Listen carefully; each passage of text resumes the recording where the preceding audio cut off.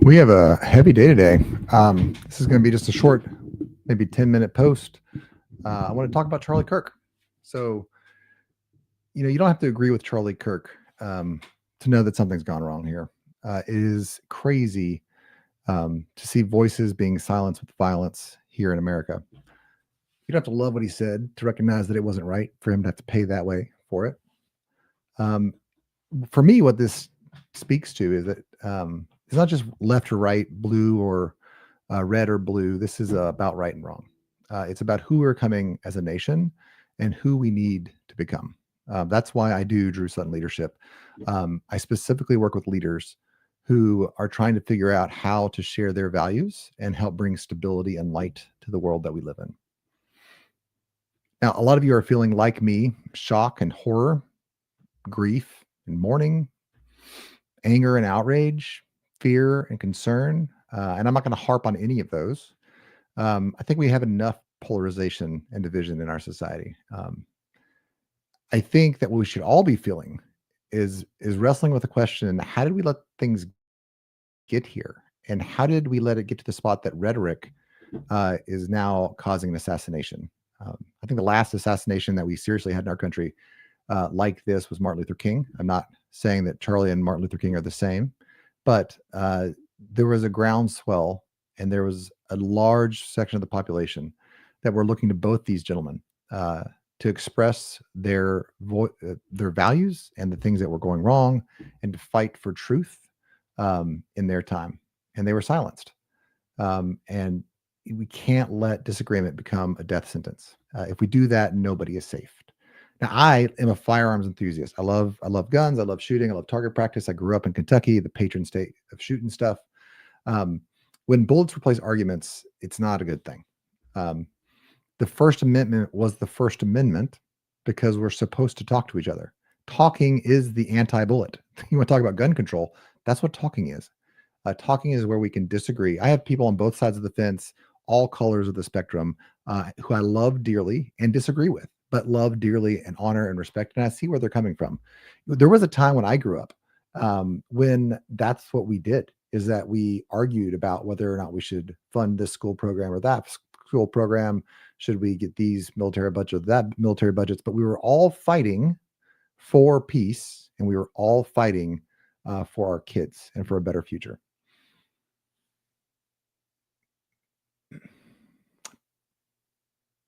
Poetically, Charlie's final moments proved maybe his most significant point. And that is that the battle for the hearts and minds of our youth, of our nation, of our culture, is a battle of words. It shouldn't be a battle of bullets. It's a battle of words. But it's also a battle of life and death. Violence hides just below the surface in all of us. And if you don't think that it does, I think you're a little delusional. And it is that we need strong character, strong moral character, strong hearts, and strong minds to suppress those violent tendencies to get our way, so that we can discuss with folks that we disagree with. And let me tell you, there's folks on the opposite sides of the aisle that have deeply changed who I am. The ideas that we're fighting for is the future, not power over one another. Sadly, the use of violence to silence powerful voices is not new to our society. First of all, it's happening in all the corners of the world right now. But it's also historically the common tactic. Socrates was killed, quote, for turning the youth away from worshiping the gods. He was really killed because he was inspiring the youth to think for themselves and was depriving the political base of their automatons. Of course, Jesus died for proclaiming a new way that threatened the Roman way of life. Lincoln died literally for bringing freedom. MLK died for a dream. The silencing of ideas with violence is not a new phenomenon. So how do we find our way back from here? I want to turn back to Charlie. Charlie leaves a beautiful legacy for us, a legacy of courage to have civil discourse.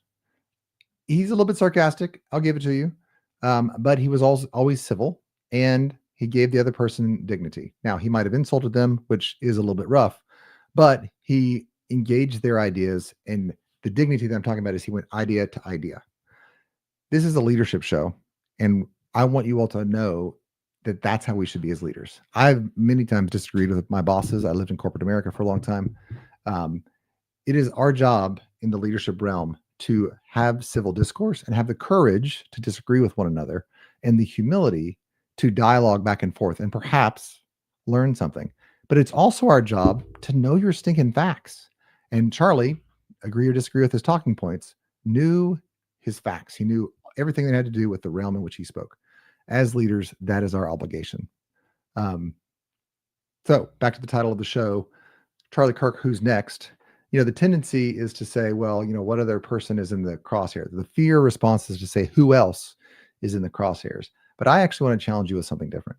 I want you to look at yourself and ask yourself, am I living up, disagree or agree with Charlie? Am I listening up to the courage that he demonstrated to disagree with my peers and to dialogue with them? Who is going to stand up? And I don't think this is one of the things I think that Charlie maybe brought the most to our culture. It inspired us to have dialogue again. And so my challenge to you all is who's next? Who's willing to stand up and take the charge and to speak the truth in love to one another and to find a way forward that's better for us all? That might mean stepping into the crosshairs of the political people at work. I know all about corporate politics. I know exactly how to stab somebody in the back, and I've been stabbed in the back multiple times. Step into those crosshairs because it's the right thing to do. Who is willing to step up next to those people and support them? And who is willing to have somebody in the crosshairs and say, you know what? I disagree with them. I really don't like the fact that they're winning this argument, but that violence is not the right way. We need to step back and have a civil discourse and maybe learn something ourselves.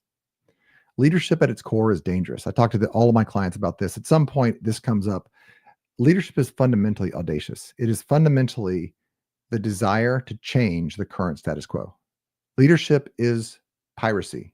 It is the taking of humans and saying, we're heading this way instead of this way.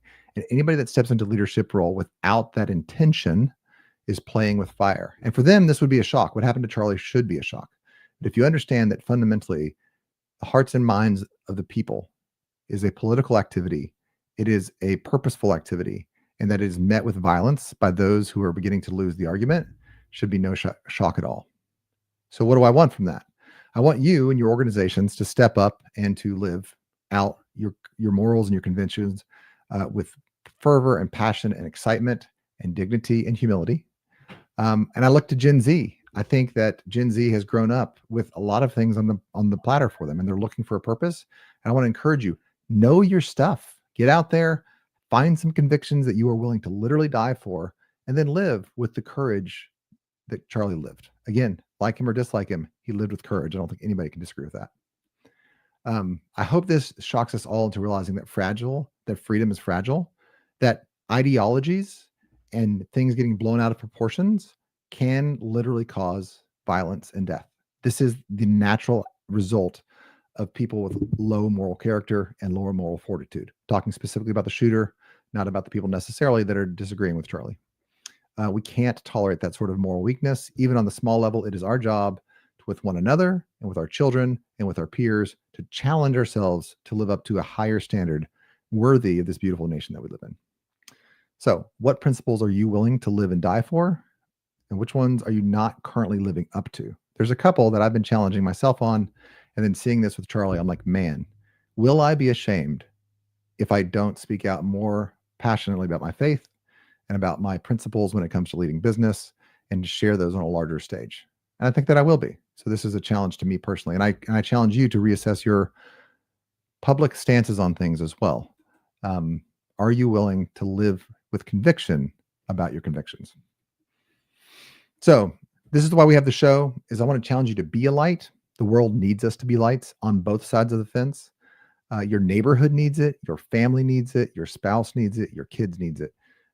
We need all of us to step up our game in terms of moral courage and fortitude and dignity and humility.